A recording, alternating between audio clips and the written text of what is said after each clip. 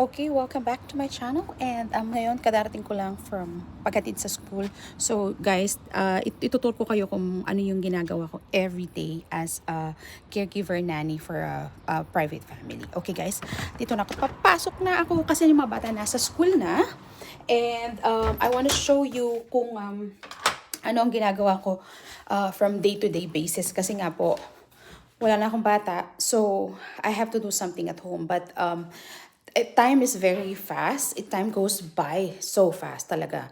Yung bang paghatid mo and then the moment you check your phone, it's so late na. Yung lagi kang nagmamadali kasi alam mo, time na. And ayan, itatidy up na natin ang mga kanilang mga pinagkainan. So, ayan, very simple lang ang trabaho ng isang Kanadyang Pinay, guys. Ayan. At what I like about my work is that hindi ko sariling oras ko, but they let me do what I have to do. You know, alam naman natin, mga nanny, they have their own instinct. They can work without any supervision, na, 'di ba? And I've been in this business for like 15 years now. Almost 15 years, including Hong Kong. So, alam naman ng mga amo namin na we don't need it, like we don't need supervision. So, from the moment I go inside the house, alam ko na ang gagawin ko. Even na kapag So, as of now, nagta-tidy up ako, guys. Kasi, yan ang pwede kong gawin sa umaga, tidy up. At pag may konting time, ayan, makakaupo ako.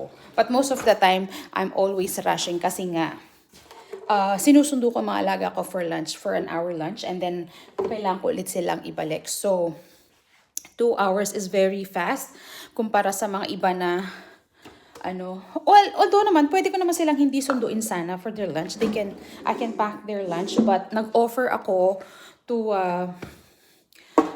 pick them up para ma-feed ko sila ng maayos.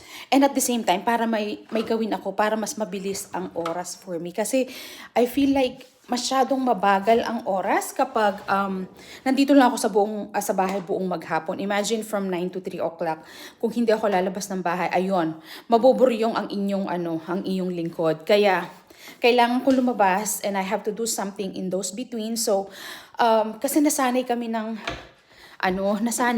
mga alaga ko na everyday, nung hindi pa sila nag-aaral, lalabas kami, we're at the park, everywhere. Talagang sila mga outgoing person. So, sa akin naman, nasanay kami ng ganun. So, I said, offer ako kay amo na kung pwede sunduin ko yung dalawa during lunchtime para naman malibang ako ng konti. So, which is good for me kasi nakakapag-walk din ako. It's a part of my exercise na din. Oh, puno. But anyway, so ayan, magta-tidy up lang. Ang bahay nila super linis and everything is tidy. It's just that the kitchen, kasi most of the time, yung pinag-breakfastan ng mga bata and kambal is very handy. Kaya kailangan tulungan mo din sila lalo na sa pag-prepare ng kanilang mga stuff. So ayan, minsan may days na, ano kaya to? Minsan may days na, mahirap. May days na smooth lang ang morning namin. Sorry, nalaglag. But today, we're kind of smooth day today. So, ayan. So, ayan guys, I'm all alone. O, di ba? Malulungkot ka din kapag mag-isa ka lang. So, kailangan lumabas. So, my routine guys, from 8:40, lalabas na kami. Iwawalk ko ng mga alaga ko to get there. And by 9 o'clock, I'm here and then a little tidy up and prepare ng lunch. And then you check your phone, your watch, is already time to go out. Ganun kabilis ang aking trabaho, guys. So hindi ko maisip yung naiinip ako sa trabaho kasi it's so fast, sa totoo lang po. And from the time naman na pag pinikap ko na sila, mag-stay na kami ng library. So, iuwi ko na lang sila, tapos na sila mag-dinner and nakapaglaro na sila and the parents are happy kasi busog na yung mga bata, hindi na sila cranky kasi alam naman po natin na ang mga bata when they are tired and they're hungry, they get cranky at the end of the day. So, ayoko pong mangyari yon. Ayoko pong i-deliver po sila sa bahay nila na mga pagod at gutom. So, what I did is, I always bring up their dinner and we do it in the library or sometimes in summertime, we just eat outside in the park. Yun po ang madalas kong gawin. Which is, malaking tulong po sa aking mga amo kasi at the end of the day, ang mga amo din po natin ay mga pagod na rin yung mga yan. Hindi na rin nila kayang i-handle yung crying stress nila. So, yun po yung naiisip ko na everyday. So, I have to bring the kids na masaya, busog, that yung bang pagdating nila sa bahay, they can share what they did outside, nakakapag-share sila ng mga ginawa nila sa school, which is, natutuwa ako sa ganung ora ng mga bata when it comes na pag-uwi nila sa bahay. So, ayan guys, nakapag-share ako ng konti about my work. Right now, guys, I started in 2021 in this family. So, 3 years na po akong mahigit and nag-aalaga ako ng 2 boys. Kambal po talaga sila. So, medyo mahirap but awa ni Lord, naka-move on na kami and they are going to school and most of the time is nasa school na sila. But you know what, namimiss ko pa rin sila during the daytime, lalong-lalo na po nung nag-start ang school. Talaga naiba talaga yung routine namin kasi we did that. Our routine is lumabas ng umaga, umuwi ng lunch, labas ulit, and then uwi ulit. We did that for 3 years. And this time, pumunta na sila ng school. Wala na, everything was changed. And sa akin, on my part, I had a little adjustment. I have to do it. And ganun din sa mga bata. But I tried my best na hindi mabago yung routine nila during the afternoon, which is they have to go out after nap. So which is ngayon, they have to go out after school, di ba? So ayan guys, I hope may maganda akong naibahagi sa inyo in a little way. And sa mga susunod na araw po, and I will share some of the tips kung paano natin i-handle yung mga handle yung stress with the kids. Like, paano natin sila i-handle when they have their tantrums, when they have their moment. Kasi hindi po natin maiiwasan yan, guys. So, sa mga susunod na araw, itatakal po natin yon. And I hope as a nanny is makapag-share din po ako ng insight about that thing. Because hindi po madaling maging nanny. Although, the best part is that masaya ang magtrabaho as a nanny, especially pag ang family na pinagtatrabahuhan mo is very welcoming, they don't stress you, they don't ask you to do this, they don't ask you to do that, which is, yun ang nararanasan ko ngayon sa aking mga amo. They don't ask me to do this, to do that, do this, do that. No. Alam nila kung ano yung ginagawa ko. So the moment I enter the house, they don't ask me, they just look at me, what I'm doing. And then, ngayon, pag tinatanong ko ang mga amo ko, like, what's the plan? Ang sasabihin nila sa akin, guys, tita, it's up to you.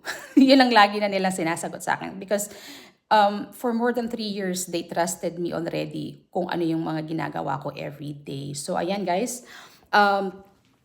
Number one po sa aming trabaho is trust. Yun po ang dapat po nating which is very common sa mga Pilipino. Well, me, personally, when you go out, you can meet a lot of titas. We call it titas ourselves, even sa mga alaga namin.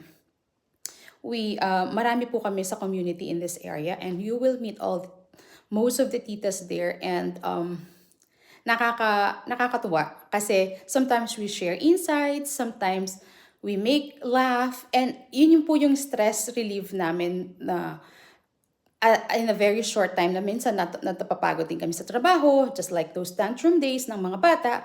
So at the end of the day, pupunta kami sa park and we will go to the library and then yun, nandun lang kami, tawa lang kami ng tawa and then sometimes like, buti, yun yung lagi namin sinasabi sa aming mga tita, each other, sabi niya, this is the best part of being nanny, that you can go out, you can join with other titas, And sometimes, be honest guys, minsan nga, after po namin maghatid, sometimes we stop by at Tim Hortons and buy coffee. Ganun po kaluwag ang aming mga time for as a nanny.